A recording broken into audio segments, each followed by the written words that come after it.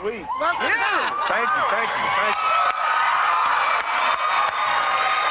So, should I call you Ice or Cube? Call me Cube. Cube. Call me Cube. Cube. Yeah. So, you know, I just saw you on the Bill Maher show, I think it was a couple of weeks ago, maybe. Yes. And you were really giving him some hell about the use of the N-word. And I'd like you to watch a clip so that people know what we're talking about. Okay. It's a word that has been used against us. It's like a knife, man. And you can use it as a weapon or you can use it as a tool. It's been used as a weapon against us by white people. And we're not gonna let that happen again by nobody because it's not cool. Well, I have to say, I agree with you. As a white person, I agree with that because I don't think it should be used by white people. You use it in your music, though. Yeah. Is that okay? So some people they can't explain it. Well, I mean, music is music, you know. Arnold Schwarzenegger kills people in his movies, but that don't make it okay to do it in real life. So, you know, music is music. And, you know, but in casual conversation, it's just not cool. And, you know, I think people know their boundaries. They just get a little too familiar, and you have to just remind them where your boundaries are, you know. Right. And not to get so familiar. Not to get so familiar. There you go. Yeah. Well, you're celebrating the 25th anniversary of your album, Death Certificate. And you released it in 1991. I remember it because it was that racially charged time in LA. We had Rodney King, right before the LA riots, right before the OJ trial. Do you think that our climate has changed? I mean, you saw the video. Yeah, It's the pretty much the same, you know. I mean, what has changed, you know, before NWA and before that record, police were not scrutinized at all too much. It was just kind of whatever they say went. So at least we're getting to a point where their behavior is being questioned. Now we just got to get, you know, proper convictions at the proper time.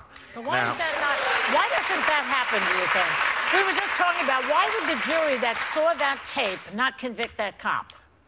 Well, you never know. You know, you never know what's going through a jury's head. Sometimes they're fed the information in a way that when they're given the parameters of what you can convict, what you can't, you know, sometimes the law has a lot of trickiness to it, and you can't convict if you're following the letter of the law. But common sense sometimes should supersede that, and it doesn't. But at least we're getting them on trial, so that's a start. You know, now it's time to get some conviction. It's interesting because you're re-releasing the album with 3 new songs, and one of those songs is called "Good Cop, Bad Cop." Yeah. Why did you write that song? Well, you know, with NWA, we had a song, and it was pretty much like a revenge fantasy. So with this approach, this is more appealing to good cops. You know, this is a song saying, hey, you guys are our last line of defense, and we support you if you step up and get some of these bad apples out the bunch. And, you know, so it's really a message to the good cops. And last week, you received a huge honor. Yeah. You got a Hollywood star on the Walk of Fame. Yes. Now,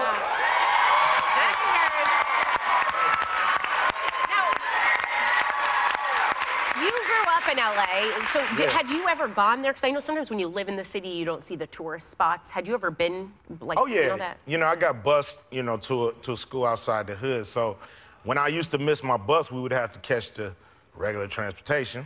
And we would transfer in Hollywood. So I would get off the bus and walk through Hollywood, rush through Hollywood, trying to catch my next bus. And I would see all the stars down there, with never think in a million years that I would ever get down there. So just cool. So, your new 3-on-3 basketball league. Yes. Yes. I need you down there in Brooklyn this Sunday. Okay, all right. I'm coming. You know, look. I'm coming to play. Anyway, there it is. Big 3. Big 3 starts this weekend. Yes. Tell the people what they need to know. It's professional 3-on-3 basketball. You know, we've all grew up playing it, you know, as kids. Like, you know, that's the easiest game you can get is 3-on-3. So I just wanted to take it off the blacktop, bring it Yeah. into the arena. We're using former NBA players like Allen Iverson and Kenyon Martin and Jason Williams, White Chocolate, so it's great. And what's cool is these guys, what they said to me is like, man, my kids were little when I was in the league, so now they get to see me play. Yeah. They get to see me, you know, get down in front of all these people. So the players are very excited. We're excited. You know, if you go down to the box office, it's great because one ticket to get you 4 games. You can't beat that. Fantastic. Oh, that's Kids great. under 13 get in free if they show up to the box office with a paying adult. So it's just, You know, it's a great thing to do this summer. Family, that's great. For sure. now, you know we're basketball fanatics. Yes. So are you the guy who sits courtside and yells at the refs? Yeah. You know, I like it. I like being part of I'm a real fan. You know, Yes. when I fan out, you know, my wife, I drive her crazy because, you know, when the game's on, you know, I start off happy, but by the end of the game, it's just a bad day. So, You know. But, you know, this is going to be fun. It's going to be fun just to see some of these guys that we saw coming up through high school, college, and through the pros. Then they disappear. You don't know where they are.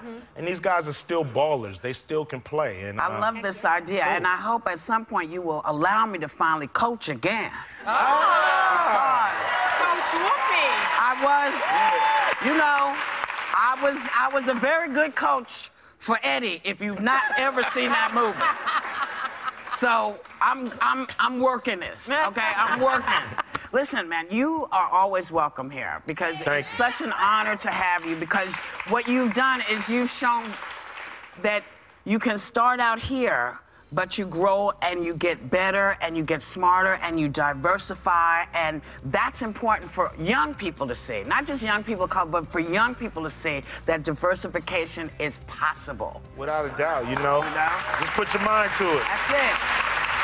Thanks to Hugh. Re-release of his album, Death Certificate, is available now. Check out the Big Three Basketball on Fox Sports 1 on Monday, June 26th. And we will be right back.